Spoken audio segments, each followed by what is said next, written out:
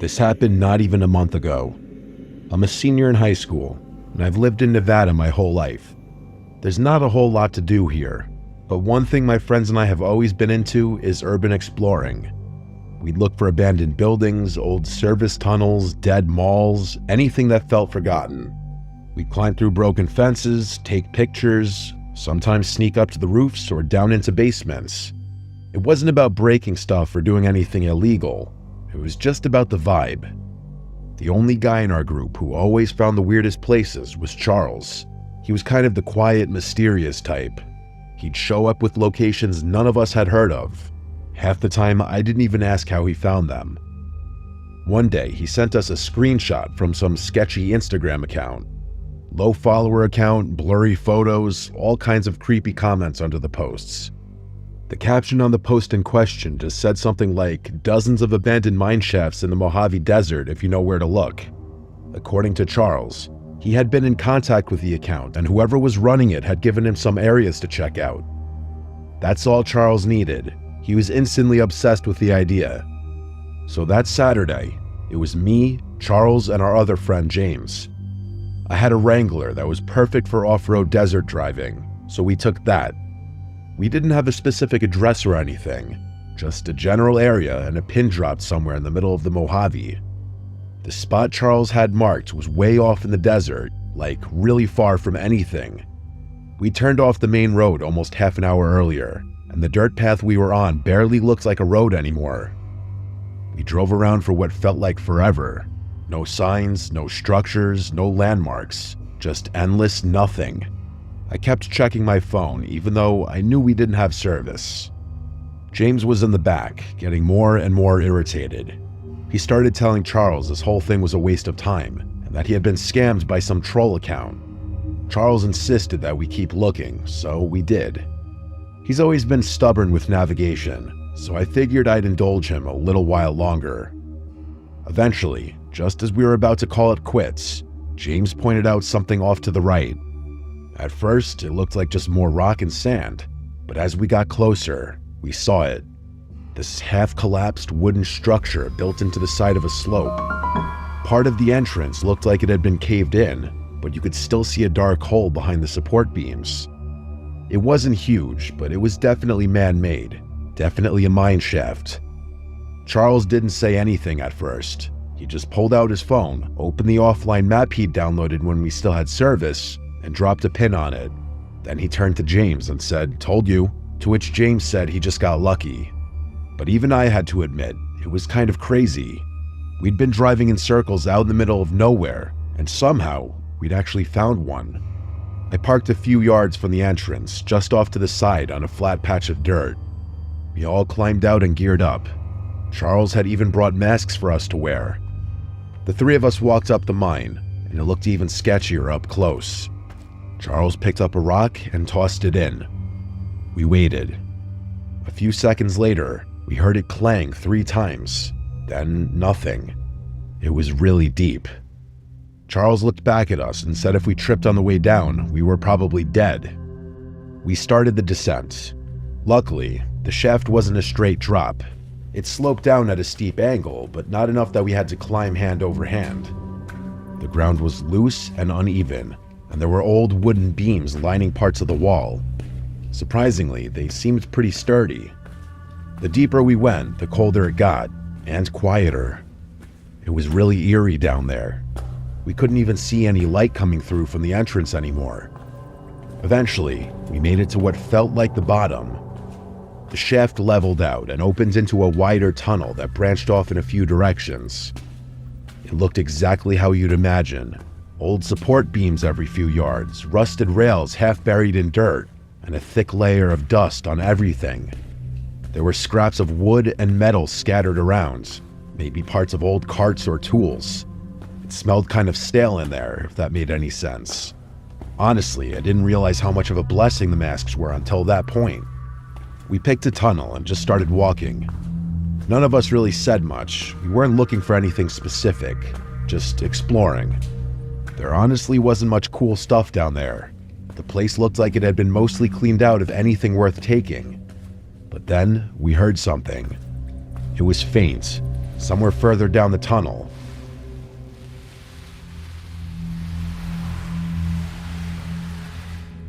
It sounded like something being dragged. At first, I thought I imagined it, but I looked over and saw Charles had stopped too. James motioned for us to turn off our flashlights, so we did. We just stood there in total darkness, listening. The sound came again. It was a sort of scraping sounds, like metal or maybe even wood being dragged along the ground.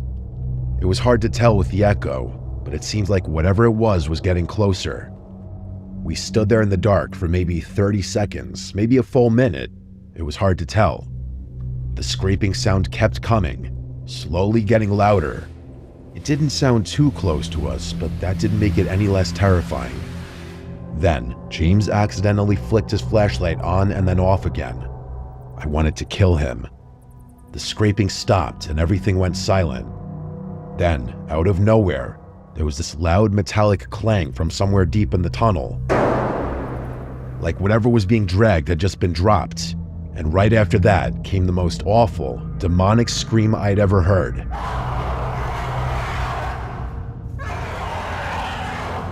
It barely sounded human. We turned and ran, not even caring about how loud we were being. I've never run faster in my entire life. I could hear footsteps coming from somewhere behind me, and I thought I was going to have a panic attack. I was in the back trying to keep up, and then I tripped on something. One of my shoes came off, and I struggled to stay upright. I didn't have time to go back for it, so I just kept going, trying to ignore the pain in my foot. Up ahead, Charles and James had already reached the incline and were climbing. I practically threw myself up the stairs. When I tell you climbing those stairs half barefoot was the most painful thing I'd ever experienced, I'm not exaggerating. It was excruciating. I picked up a new splinter every few seconds. If not for the adrenaline coursing through my veins, I don't think I would have been able to make it out of there. By the time I finally made it out into the open air, my foot was shot. I needed James and Charles to damn near carry me over to the car. I couldn't drive like that, so James jumped in the driver's seat. I barely got the door closed before he threw it in gear and floored it.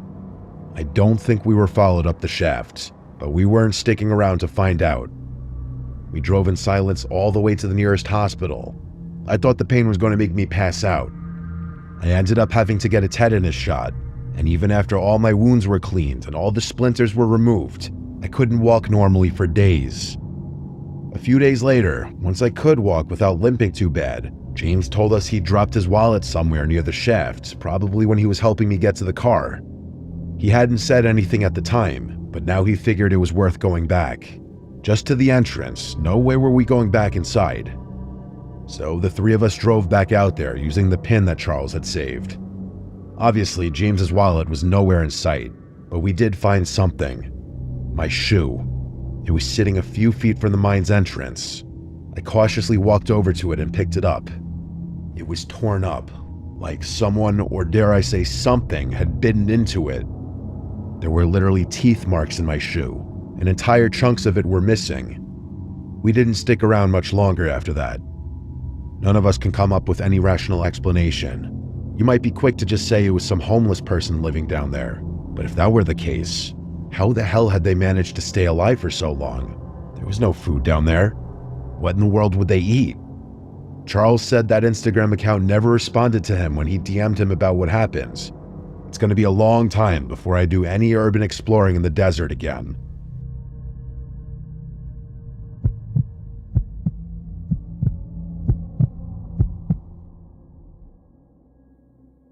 I've always been a rugged kind of guy. I've always loved the outdoors, and a vacation to me is a camping or fishing trip, not some extravagant excursion to some resort or something. My girlfriend of 6 months shares my love of nature. That's probably one of the main reasons we started dating, if I had to be honest. A couple weeks back, Tiki and I decided to do something a little different. We drove out to the desert to camp for a few days. We'd both done forests, mountains, lakes, all that, but neither of us had really experienced the kind of open, silent, dry isolation the desert offered. It just felt like something we had to try at least once. One of the main reasons we landed on the desert, too, was the stargazing. That's something we both love. probably more than anything else. Even back when we first started dating, we'd take drives out past town just to lie in the hood of the truck and watch the stars. So when we read that this spot was far from any towns or light pollution, it was basically a done deal. I found a place online that was supposedly remote but legal to camp on. No amenities, just open land, some fire rings, and stars. Sounded perfect. We packed up the truck with our gear and made the 3-hour drive early that Friday morning. The last hour or so was on a dirt road that felt like it went on forever. There wasn't a house or sign of human life in sight. Honestly, that was half the appeal. By the time we found the campsite, it was already late afternoon. The place was completely void of people, just as I had hoped. The first couple nights were exactly what we wanted. Warm days, cool nights, clear skies. We'd sit out by the fire with a couple drinks, pass a little joint back and forth, and just talk about dumb stuff or lie back and stare at the sky. Not having a schedule or any distractions was really refreshing. And yeah, we'd fool around a bit in the tent. That was all part of the fun too. It felt good to be disconnected. Both nights though, we heard something strange. Not close, just somewhere way out in the distance. It was this low, drawn-out sound, like a howl or a moan.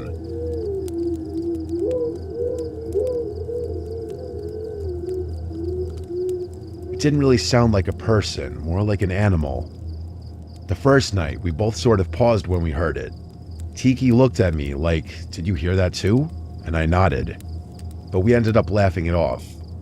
I said it was probably a coyote or a mountain lion or something, and she agreed. Same thing the second night, right around the same time too. We chalked it up to being desert wildlife. I mean, there's all kinds of stuff out here that we're not used to hearing. It was unsettling, sure, but we weren't going to let it ruin the trip.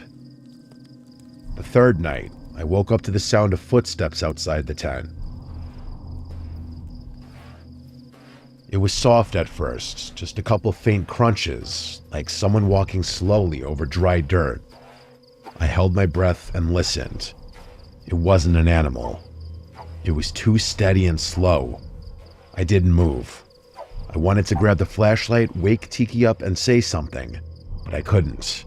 I was frozen. My heart was pounding and every muscle in my body felt locked up. The steps didn't go around the tent. They just stopped a few feet away, and for a long time, there was nothing but silence. I stared at the ceiling of the tent, barely blinking, waiting to hear something else. But whoever or whatever it was didn't make another sound. I waited there for God knows how long, praying they'd walk away. But then, out of nowhere, I heard a flick. That sharp, unmistakable sound of a lighter. A small orange glow appeared through the fabric of the tent, maybe waist height, a few feet off to the side. Whoever was out there held the flame steady for a few seconds, then started waving it around slowly. I didn't move. I just stared at it, trying not to make a sound. And then the flame got bigger, way bigger. It went from a flicker to a glow, like they'd lit something, a torch maybe. Then, without warning, the person dropped whatever they were holding. I heard it hit the dirt with a dull thump, and a second later, the side of the tent lit up. The heat came fast, way faster than I expected, and within seconds, the fire started spreading. That's what finally snapped me out of my haze. I woke Tiki up, and she immediately realized what was happening. We scrambled, no time to think. We started tossing our stuff out of the tent and onto the dirt. I'm not even sure we got everything. We sprinted out of the tent while the fire spread. Tiki grabbed one of our water jugs and dumped it on the fire, while I tried stomping out anything that had caught on fire. Eventually, we got it under control. Half the tent was completely ruined. I grabbed the flashlight and started scanning the area around the tent, looking for the person who had just tried to kill us, but there was no one. At least, no one I could see. Tiki started packing up our stuff, and I quickly followed suit. We started speed walking what we thought was the direction of the truck. There weren't any landmarks, and it was dark, so we were practically guessing. After a few minutes, it became clear we were turned around. At some point, maybe 10 minutes into walking, I heard it again. That same distant scream we'd heard the first 2 nights. Only this time, it didn't stop. It kept going like an animal was in constant pain, and then another scream started from somewhere else, and then another one. They were all coming from behind us, but it was clear that there were multiple things out there. I didn't say anything. I just grabbed Tiki's arm and started moving faster. By some miracle, we actually found the truck. We practically threw all of our stuff into it, and I drove off as fast as I could.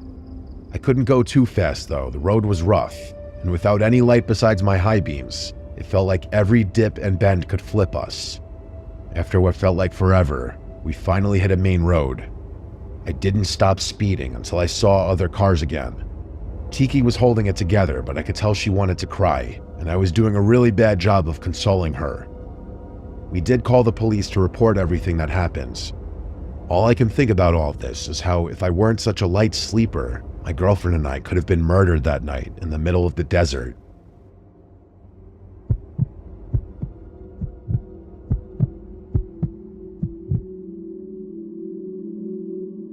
This is important context for what I'm about to tell you, so I'm going to start here. I've always been a little suspicious of my mom's past. Suspicious isn't exactly the right word, but I can't think of a better one. She was born in Mexico and spent her childhood there before moving to the States alone to pursue an undergrad degree. The rest is history. She found work, met my dad, and has lived in America ever since. I don't really know a lot about her life before America, and there's a part of me that thinks that's by design.